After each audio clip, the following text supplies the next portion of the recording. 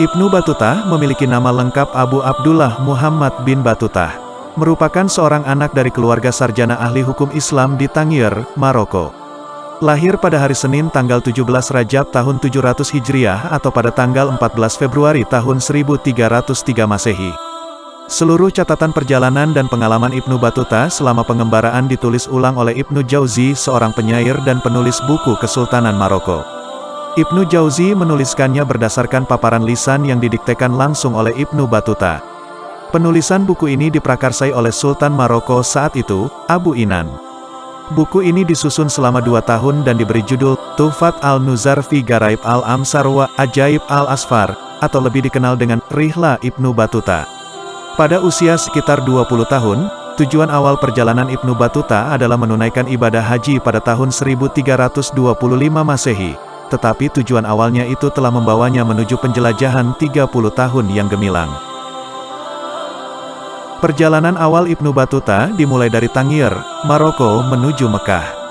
Untuk menghindari berbagai resiko buruk seperti diserang perampok, selama perjalanan Ibnu Battuta bergabung dengan kafilah yang akan menuju Mesir. Bersama kafilah itu, Ibnu Battuta dengan menyusuri hutan, bukit dan pegunungan bergerak menuju Tlemcen, Bejaya, lalu kemudian tiba di Tunisia dan tinggal di sana selama 2 bulan. 8 bulan sebelum musim ibadah haji dimulai, Ibnu Battuta memutuskan untuk mengunjungi Kairo. Pada tahun 1326 Masehi, Ibnu Battuta dan rombongannya tiba di pelabuhan Alexandria di ujung barat delta Sungai Nil. Ibnu Battuta sangat terkesan melihat pelabuhan Alexandria dan menurutnya Alexandria adalah satu dari 5 tempat paling menakjubkan yang pernah dia kunjungi. Saat itu Alexandria merupakan pelabuhan yang sangat sibuk dengan berbagai aktivitas dan berada di bawah kendali kerajaan Mamluk. Setelah beberapa pekan di Alexandria, Ibnu Battuta singgah di Kairo beberapa saat, dan langsung melanjutkan perjalanannya ke Damaskus dengan pengawasan ketat dari kerajaan Mamluk. Di Damaskus, Ibnu Battuta menghabiskan bulan Ramadan dan menggunakan waktunya untuk belajar, bertemu dengan beberapa guru, orang-orang terpelajar dan para hakim setempat. Selama 24 hari di Damaskus, kemudian Ibnu Battuta melanjutkan perjalanannya ke Mekah melalui jalur Suriah. Sepanjang jalur itu Ibnu Battuta banyak mengunjungi tempat-tempat suci. Al-Halil, Hebron, Al-Quds, Yerusalem, dan Bethlehem adalah beberapa tempat yang dikunjunginya.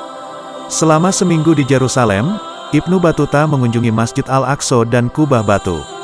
Menjelang musim haji dimulai dan setelah bulan Ramadan selesai, Ibnu Battuta meninggalkan Damaskus dan bergabung kembali dengan rombongan haji lainnya untuk melanjutkan perjalanannya ke Madinah. Di bawah pengawasan kerajaan Mamluk yang menjamin keamanan para jemaah haji, maka Ibnu Battuta dan rombongannya dapat tiba di Madinah dengan selamat. Setibanya di Madinah, Ibnu Battuta tinggal selama 4 hari, lalu bergegas menuju Mekah untuk melaksanakan ibadah hajinya.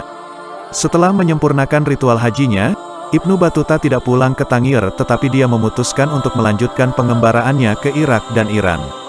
Dalam biografi Ibnu Battuta, diketahui bahwa setelah pengembaraannya dari Irak dan Iran, Ibnu Battuta kembali lagi ke Mekah untuk melaksanakan ibadah hajinya yang kedua. Garis besar perjalanan Ibnu Battuta berawal dari Maroko menuju Aljazair, Tunisia, Mesir, Palestina, Suriah dan tiba di Mekah. Setelah mengembara ke Irak, Shiraz dan Mesopotamia, Ibnu Battuta melaksanakan ibadah haji yang kedua dan tinggal di Mekah selama 3 tahun. Kemudian dia pergi ke Jeddah dan melanjutkan perjalanan ke Yaman melalui jalur laut, kemudian singgah di Aden dan meneruskan perjalanannya ke Mombasa, Afrika Timur. Dalam biografi Ibnu Battuta, diketahui bahwa pada tahun 1332 setelah dari Kulwa, Ibnu Battuta pergi ke Oman melalui Selat Hormuz, Siraf, Bahrain dan Yamama untuk kembali melaksanakan ibadah haji di Mekah.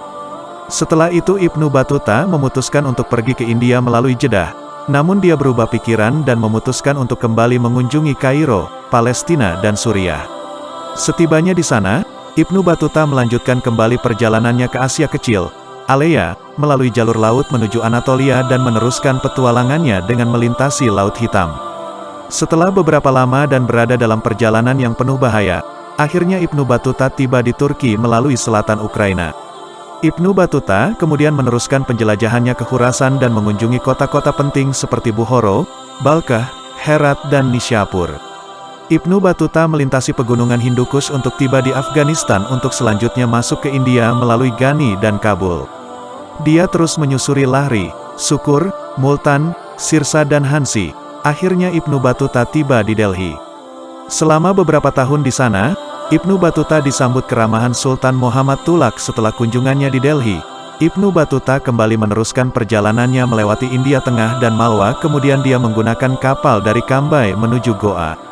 Setelah mengunjungi banyak tempat sebelumnya, kemudian Ibnu Battuta tiba di Pulau Maladewa melalui jalur pantai Malabar dan selanjutnya terus menyeberang ke Sri Lanka.